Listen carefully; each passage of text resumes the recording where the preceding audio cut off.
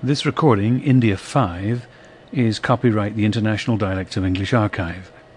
Comma Gets a Cure is copyright Douglas N. Honoraff, Jill McCullough, and Barbara Somerville. Well, here's a story for you. Sarah Perry was a veterinary nurse who had been working daily at an old zoo in a deserted district of the territory. So she was very happy to start a new job at a superb private practice in North Square near the Duke Street Tower. That area was much nearer for her and more to her liking. Even so, on her first morning she felt stressed. She ate a bowl of porridge, checked herself in the mirror, and washed her face in a hurry. Then she put on a plain yellow dress and a fleece jacket, picked up her kit, and headed for work. When she got there, there was a woman with a goose waiting for her. The woman gave Sarah an official letter from the vet. The letter implied that the animal could be suffering from a rare form of foot and mouth disease, which was surprising because normally you would only expect to see it in a dog or a goat. Sarah was sentimental, so this made her feel sorry for the beautiful bird. Before long, that itchy goose began to strut around the office like a lunatic, which made an unsanitary mess. The goose's owner, Mary Harrison, kept calling, comma, comma, which Sarah thought was an odd choice for a name. Comma was strong and huge, so it would take some force to trap her, but Sarah had a different idea. First, she tried gently stroking the goose's lower back with her palm, then singing a tune to her. Finally, she administered ether. Her efforts were not futile. In no time, the goose began to tire, so Sarah was able to hold on to Comma and give her a relaxing bath. Once Sarah had managed to bathe the goose, she wiped her off with a cloth and laid her on her right side.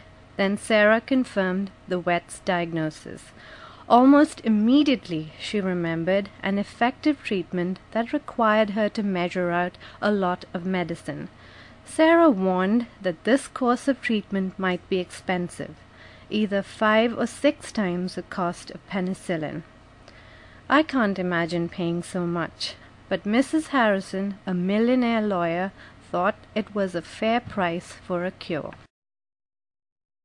Well, I was born in Kerala, which is the most southwesterly point in India. It's a state that's not often talked about or thought about when you mention India as such. Most often when you mention India, you conjure up thoughts of dusty, dirty, crowded streets. And I don't blame people for thinking that, because that's the way India is portrayed in the media for most part. But if I could just help you reimagine what Kerala is really like. If you can think of, say, a sea of emerald green palm fronds, sea breezes, the smell of coconut oil, animal sounds, rain, sloping roofed bungalows, that's a glimpse of Kerala for you. The people of Kerala are called Malayalis. I don't know why. And the language they speak is Malayalam.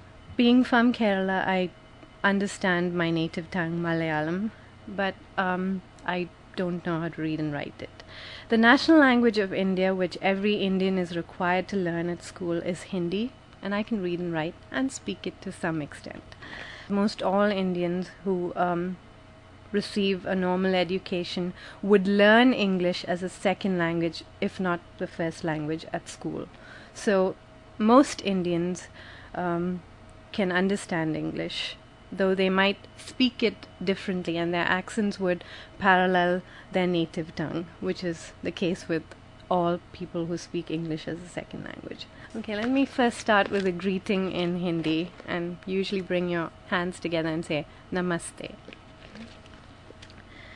क्योंकि परमेश्वर ने संसार से ऐसा प्रेम रखा कि अपना इकलौता पुत्र दे दिया कि जो कोई उस पर विश्वास करे नष्ट न हो परंतु शाश्वत जीवन पाए.